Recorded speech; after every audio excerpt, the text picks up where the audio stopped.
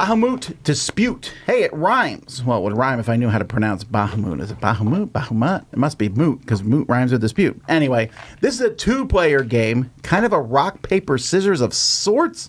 Let me show you. In Bahamut Dispute here, each player gets 4 life and 2 Necronope tokens. You're going to also draw 5 cards from this very small deck. On your turn, you will draw a card from the deck. You then can play 2 cards. Now, a lot of cards are spells. So this one I could just play and say, I've known a Necronope Nakan token from the supply. Hooray! Now, what are these tokens for? At any point, your opponent can just cancel a card that you play using one. Every time you do that.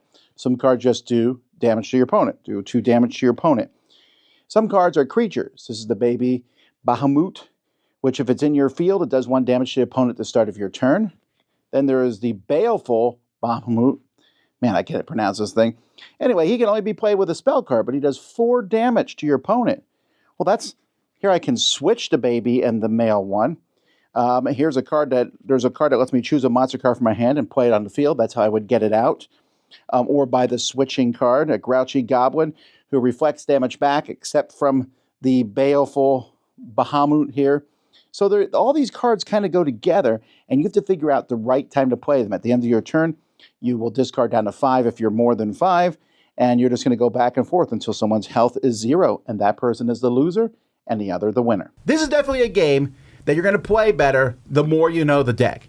I remember the first time we played this, I played it, and it was over, and we were like, okay, let's start again. Because it's all that one card, the Grand Bahamut or the Angry Bahamut or whatever it's called, the Baleful Bahamut. He could win the game for you.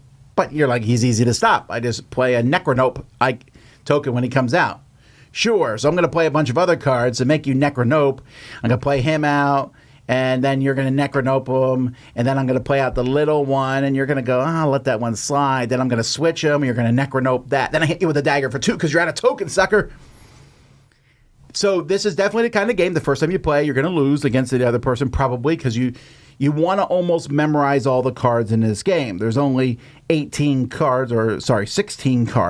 That's a pretty small deck, not too hard. You start with 5 of those 16 cards in your hand. You'll draw 1 on your first turn, and you're constantly reshuffling this card pile, making it down again. And you're going to keep going because someone's going to lose. You're going to run out of those Necronome, the no tokens pretty quickly, although there is 1 card that gives you 1, but that's not enough to stop you from taking damage from the opponent. It's just an enjoyable, interesting game to see how these cards work back and forth. I don't know about the legs on it. I don't know how often you'd want to play it, right? I mean, it's a fun little time waster, but it's also pretty small, fits in a pocket pretty easily, and to carry around. So I'll give this one a 7 out of 10. I was pleasantly surprised by this jelly game. That's Bahamut Dispute.